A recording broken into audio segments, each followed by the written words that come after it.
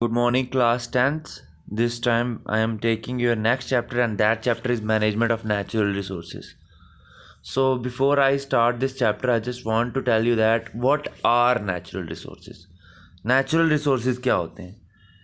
So, इनको हम gifts of nature ही बोलते हैं. The things which are gifted to us by nature are known as natural resources. ठीक है. The resources that exist naturally are known as natural resources.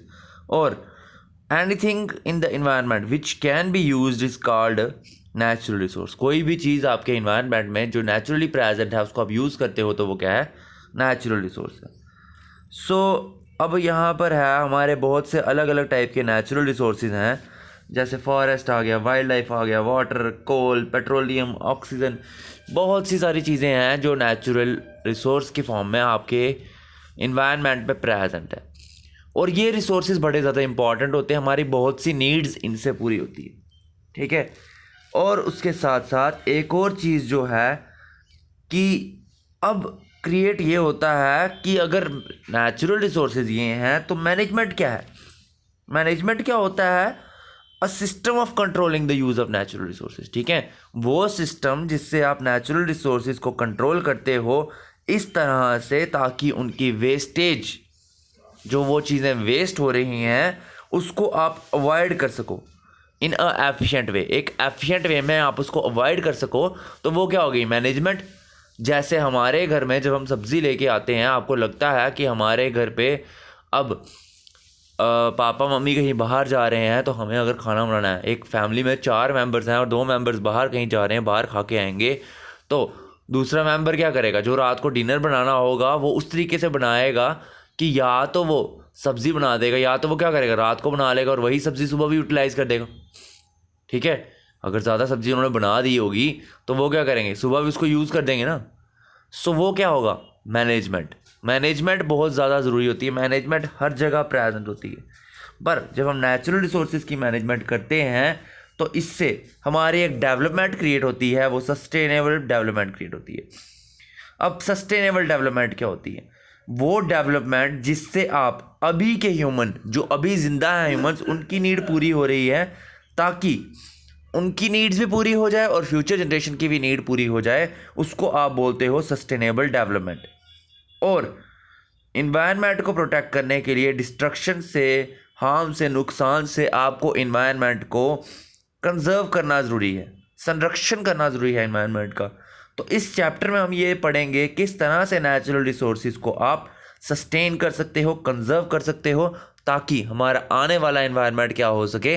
बच सके इनसे. ठीक है. सो अब हम जब बात करेंगे इस चैप्टर में तो सबसे पहले हमने बात की कंजर्वेशन क्या होता है. तो कंजर्वेशन क्या होता है? It is the management of man's use of biosphere in such a way that maximum benefit is acquired from it to the present generation. Conservation क्या होती है? इस तरह से हमारे बायोस्फीयर की मैनेजमेंट ताकि आपको मैक्सिमम एनवायरनमेंट की कंडीशंस पूरी हो सकें. ठीक है. और आप इस तरह से जो इसकी पोटेंशियल है, जो उसकी नीड्स हैं, वो भी आपकी पूरी हो सकें. ठीक है. इस तरह से काम हो आपका कि आपकी प्रेजेंट जनरेशन की नीड भी पूरी हो और आने वाले जनरेशन की भी नीड पूरी हो. ठीक है. सो इस तरह से होता है. एक इन शॉर्ट आप कह सकते हो ये वो टेक्निक है जिससे आप क्या करते हो? डिराइव करते हो मैक्सिमम एनर्जी, ताकि बायोस्फीयर से आपको मैक्सिमम बेनिफिट्स मिल जाएं और आपकी जितनी भी चीज़ें यहाँ पे प्रेजेंट है उनको डिग्रेडेशन ना हो, उनको नुकसान ना हो कोई. ठीक है. फिर क्वेश्चन ये आता है कि क्वालिटी ऑफ वाटर से पहले आपका क्वेश्चन ये है, why do we need to manage our resources? Resources को मैनेज करने की ज़रूरत क्यों है? सो जैसा हम बात कर रहे थे, why do we need to manage our resources, resources को मैनेज करने की क्यों ज़रूरत पड़ती है? तो पहली बात ये कि जितनी भी चीज़ है जो हमारे इन्वायरमेंट प्रेजेंट है, जैसे फूड हो गया, क्लॉथ्स हो गया, फर्नीचर हो गया, फ्यूल हो गया, बहुत सी चीज़ें हैं जो आपको अर्थ से मिलती हैं. इसको मैनेज करने के अलग अलग रीजंस हैं. पहला रीज़न ये है कि जितने भी रिसोर्सेज अर्थ में हैं वो कैसे हैं? लिमिटेड हैं. ठीक है. उपयुक्त मात्रा में है, हिंदी में बोला जाए तो.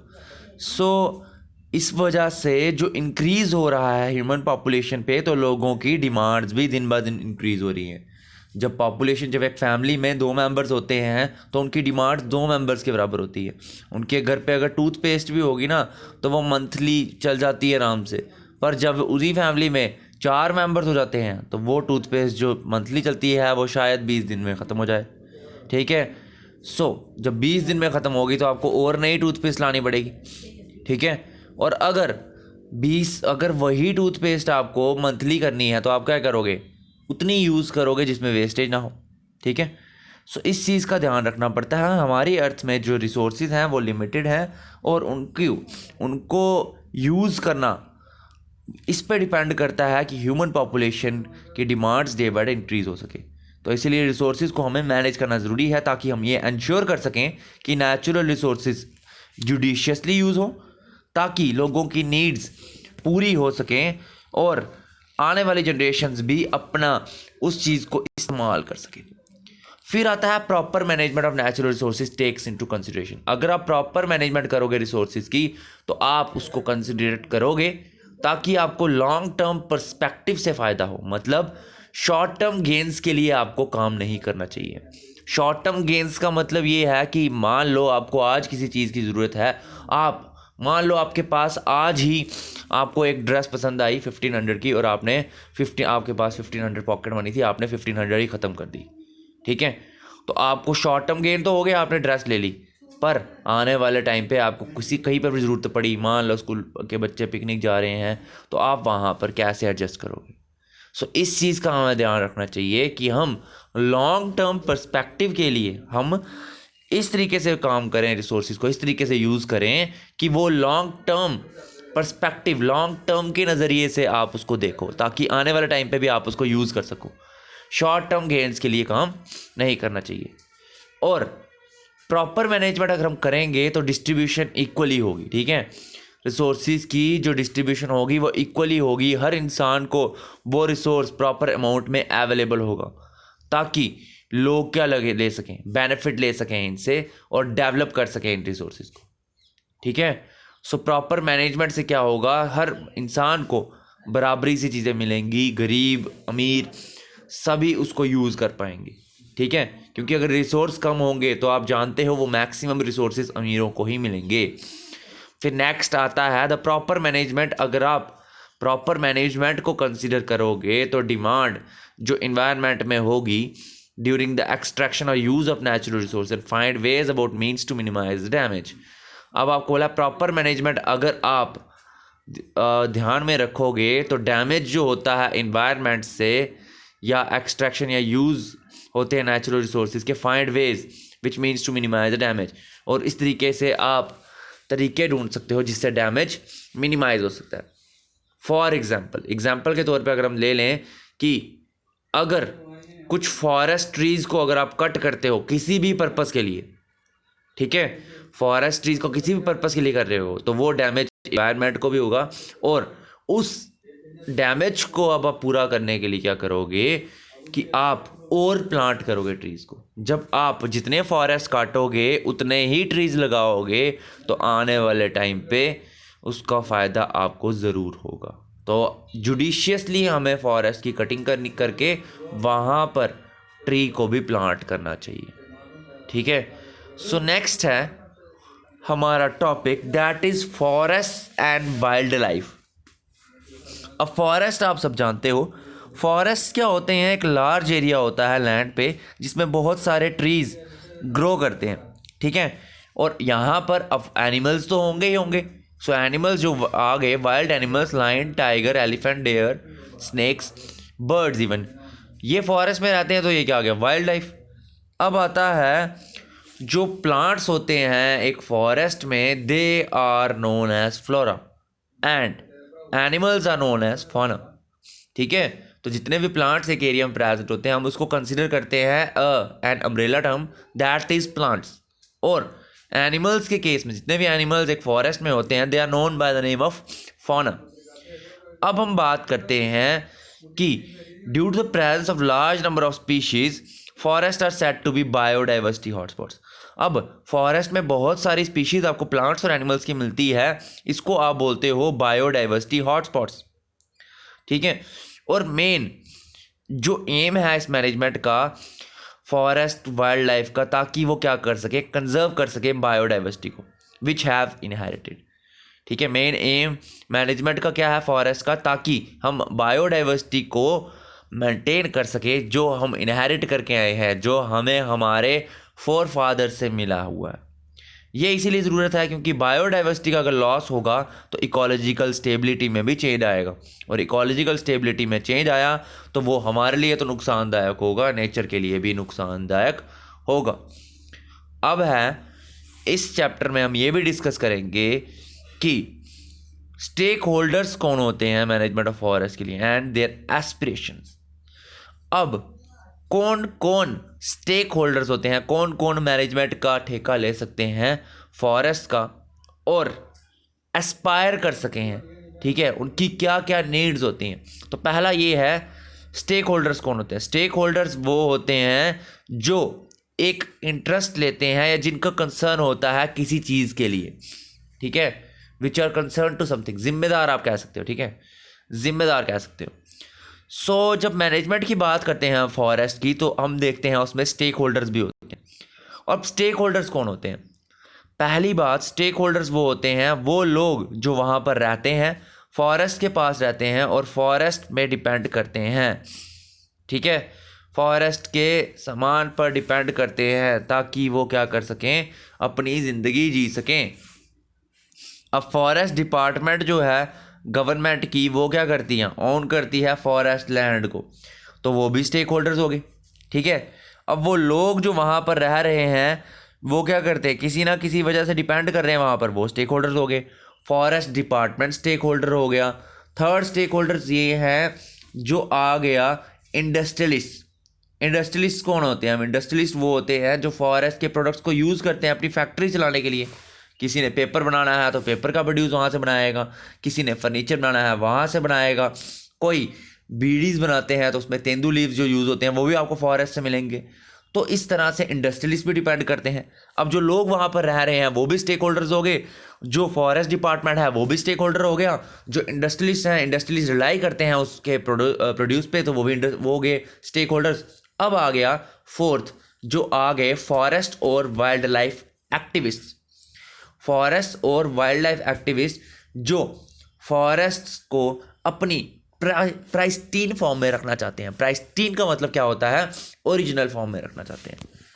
सो इससे एक चीज़ डिस्क्राइब हो रही है कि स्टेक होल्डर्स क्या होते हैं, वो ग्रुप्स होते हैं फॉरेस्ट के जिनका कंसर्न होता है फॉरेस्ट पर, ठीक है।